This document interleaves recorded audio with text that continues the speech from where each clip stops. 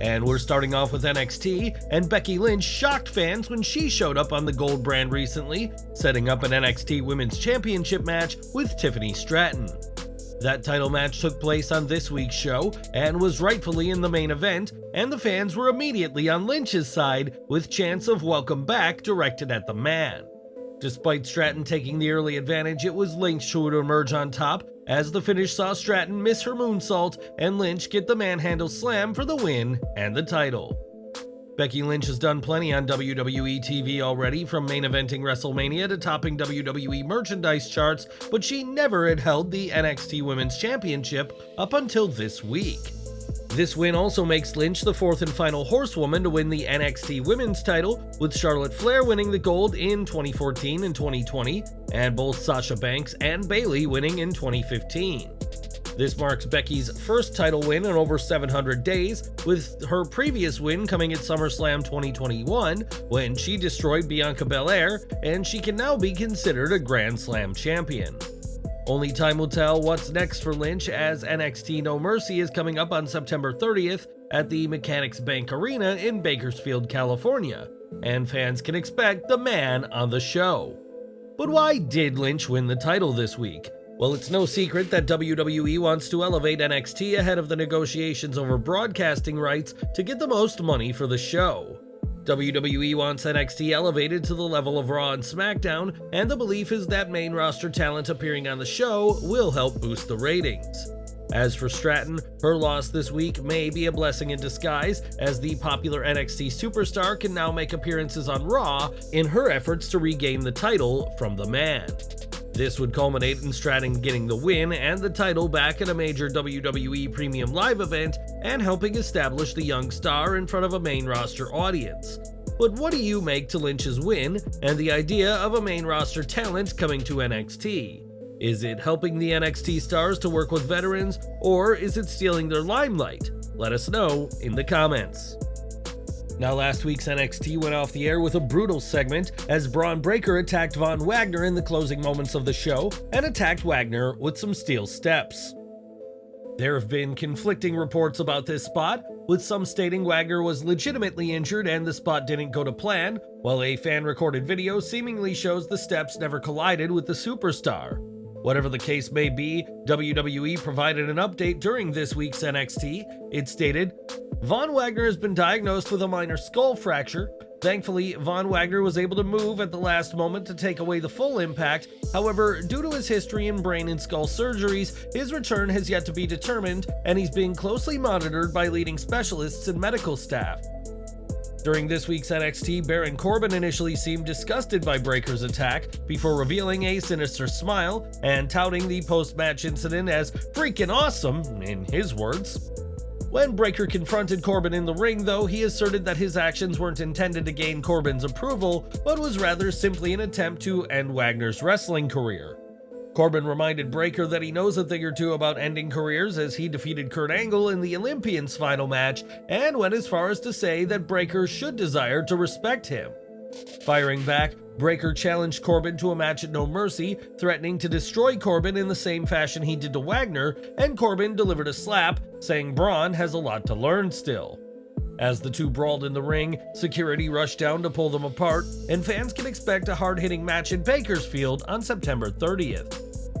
But what do you think of this feud? And what do you make of last week's spot with Wagner? Did it really go wrong, or is this solely kayfabe? Sound off in the comments. This week, wrestling history was made as TKO Group Holdings, consisting of both WWE and UFC, was formally launched. The new company sees Endeavor serve as the parent owner in the finalization of the $9.3 billion acquisition of WWE that was publicly announced in April of this year.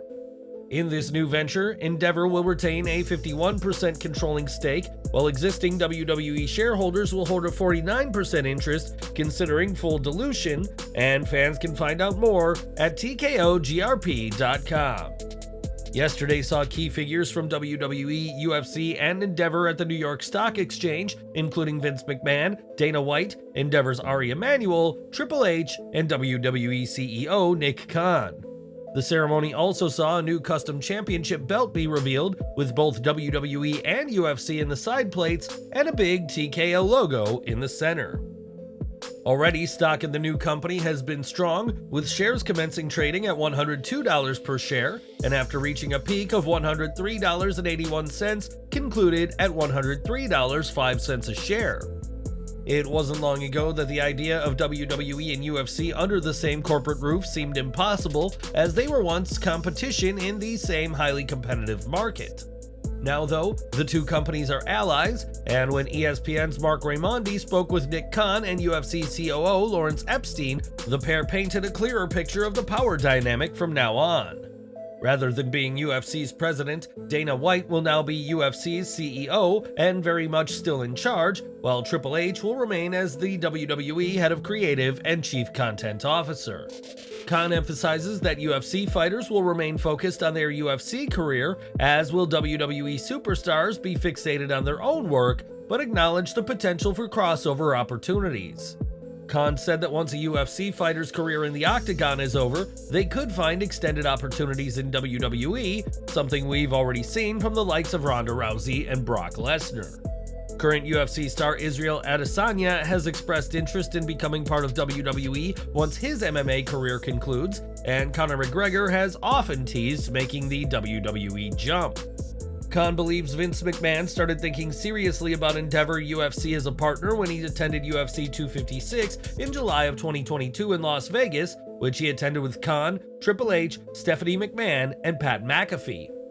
McMahon sees a lot of similarities between WWE and the UFC, and in the wake of Endeavor's acquisition of WWE, several prominent names have received significant bonuses. Triple H and Frank Riddick, WWE's chief financial officer, have been paid $5 million in the wake of the deal, while WWE's executive producer Kevin Dunn has been awarded $7 million. The biggest takeaway, however, goes to Nick Khan himself, who was awarded a staggering $15 million.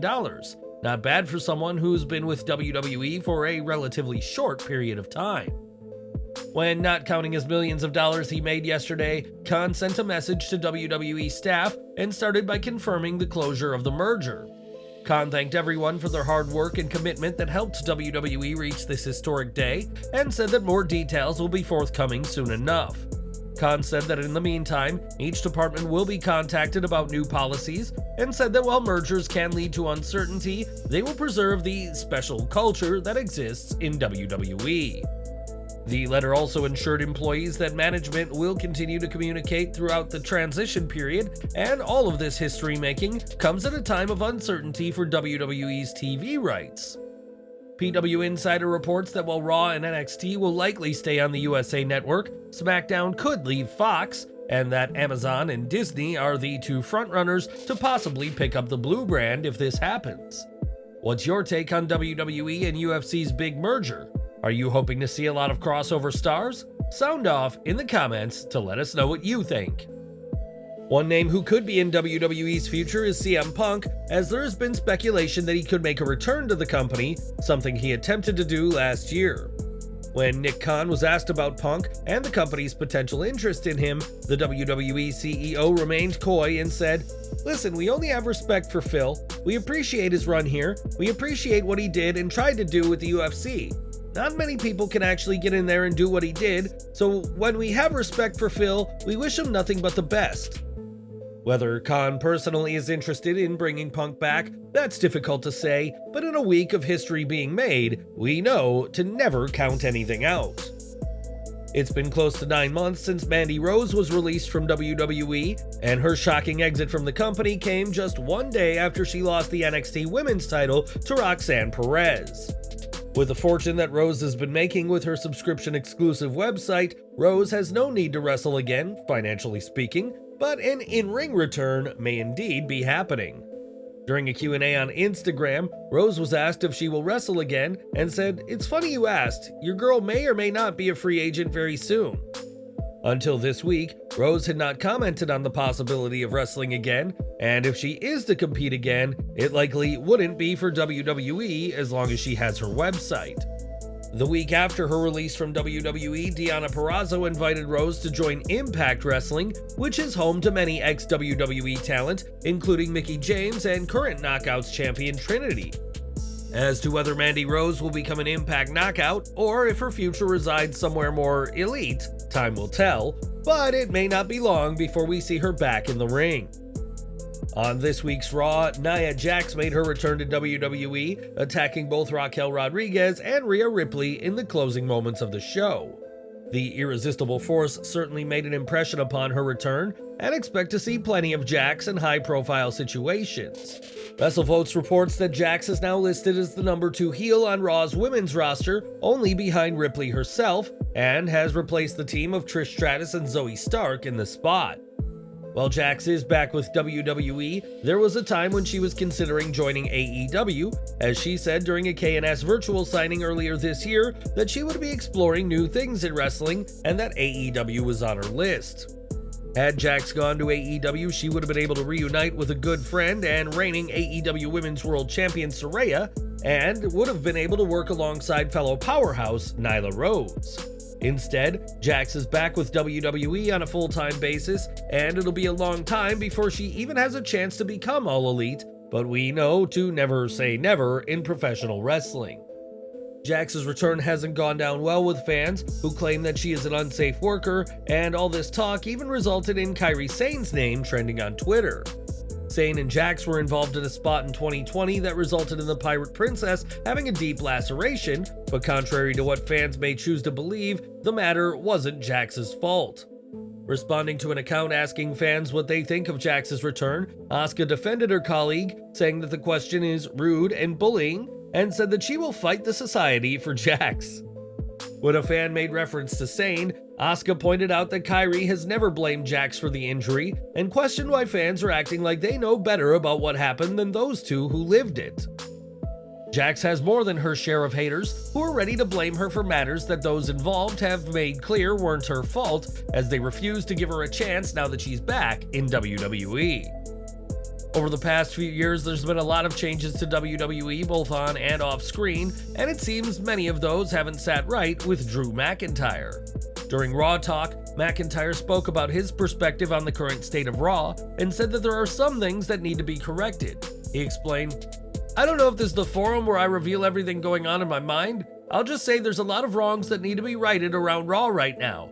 This is not the same place where I was WWE champion for a very long time."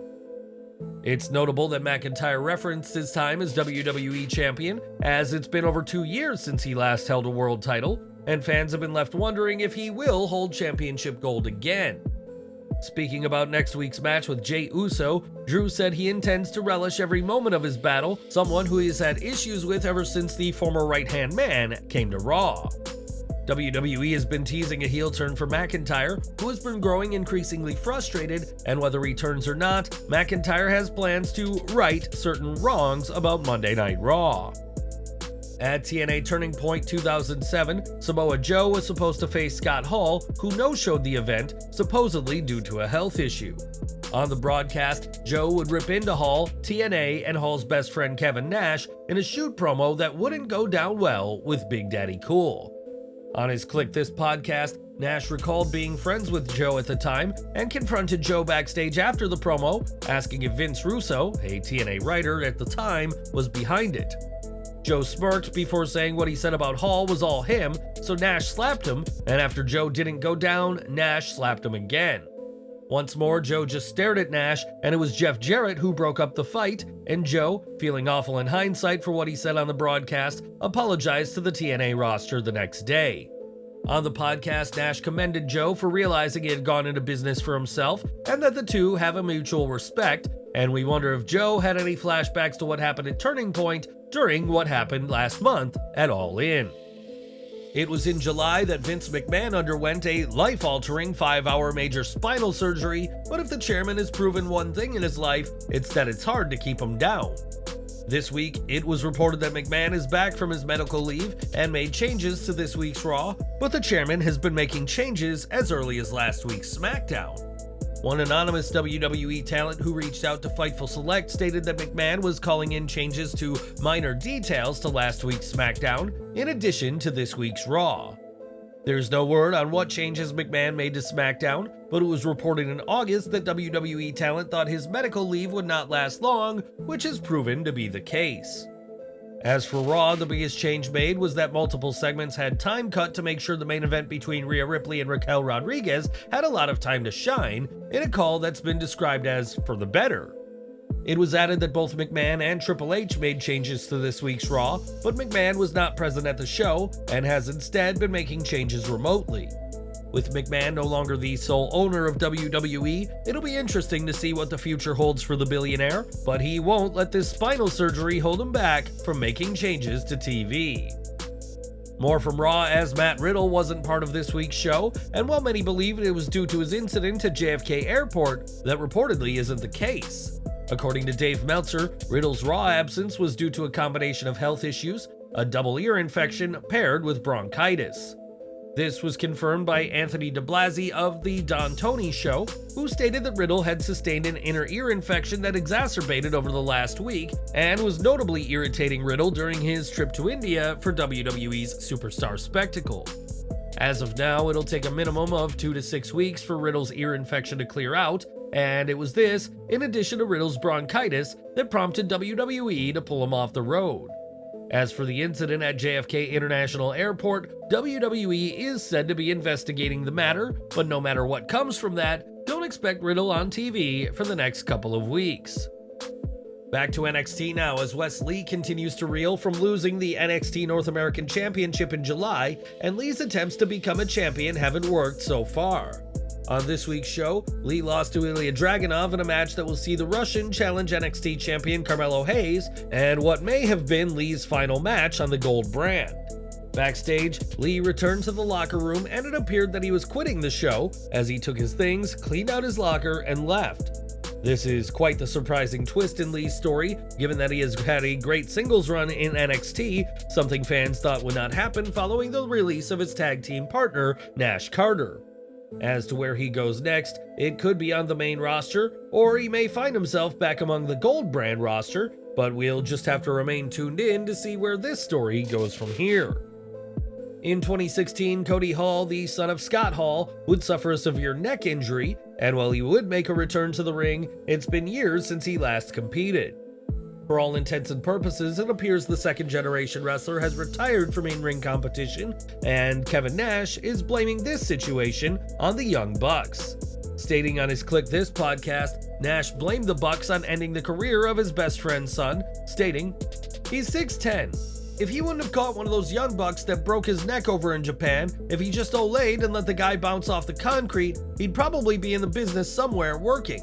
Instead, he got his neck broken over in Japan, and along with that, a lot of dreams got shattered. It's just, when you lose your dad, it's just and I think he and I are kind of the same. I think that maybe I'm like the only person that misses his dad as much as he does."